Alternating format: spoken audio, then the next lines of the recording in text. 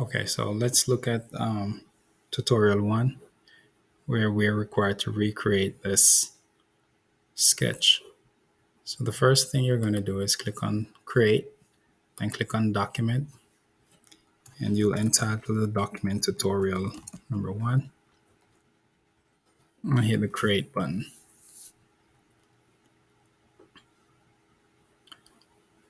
Now it loads up the Part Studio.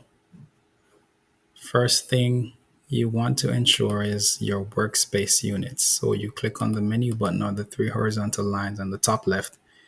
You click on workspace units and you want to change it to millimeters.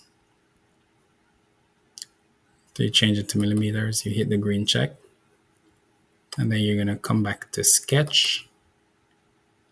And after you click on sketch, it's going to ask you to select the sketch plane.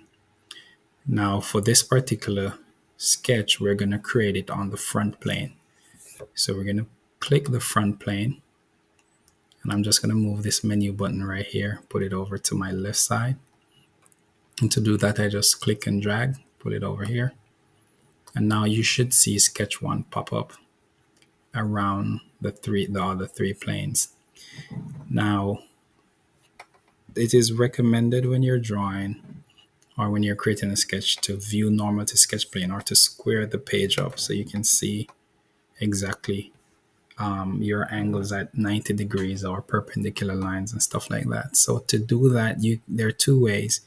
You can use the shortcut key N on the keyboard. You notice I just press N and it went into viewing normal to sketch plane. Or I could right click and go view normal to sketch plane. Notice we're still seeing the top, front, and right plane being shown. So I would recommend that you right click on the front plane and then select hide all planes. Now the only thing we're seeing is the sketch plane. Now this is the shape that I want to recreate, or this is the sketch that we're trying to recreate. So we're going to click on the line tool, or we're going to press L on the keyboard, and we're going to start at the origin. So I'm going to go to the origin. Once it changes to yellow, I'm going to click it, and then I move the mouse. I'm not holding the click, I just click, move the mouse, pull it up, click, and I'm just going to create what the shape looks like without applying any dimensions. Now, if you notice, as I get to this point right here, when I come down, you can see this line, the origin highlights. So that is telling me that this line is going to be the same length as this one, and it's linked to the origin. And then I'm just going to hover over and reconnect it to the origin. Now, once I have that shape, I'm going to put the two circles in. So I'm going to go back to my sketch menu or my sketch toolbar. I'm going to click on the circle tool. I'm going to come somewhere right here. If I come, I don't want to connect the center of my circle to this dot.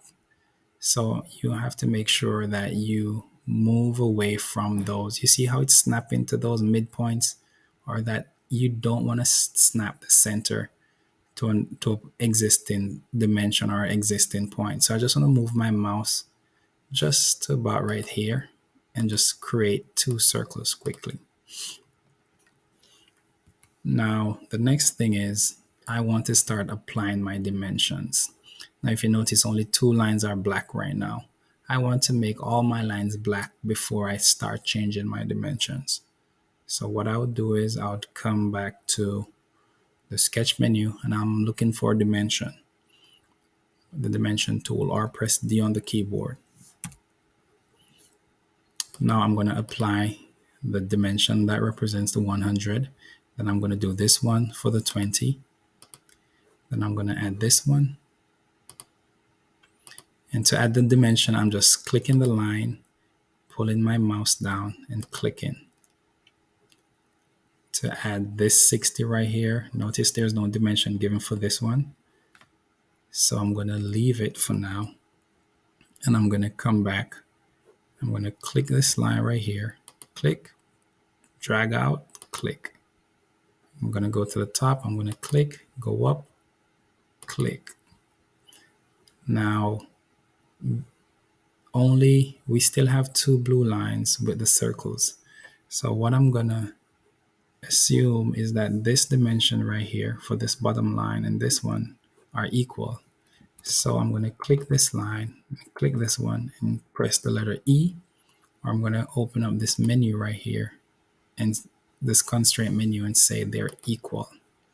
Now, once I apply that dimension right here, you'll notice that all the lines around the drawing or the lines of the sketch change to black. So that means the sketch is fully defined. The circles, though, are still undefined. If you notice, you're only given the dimension for one circle.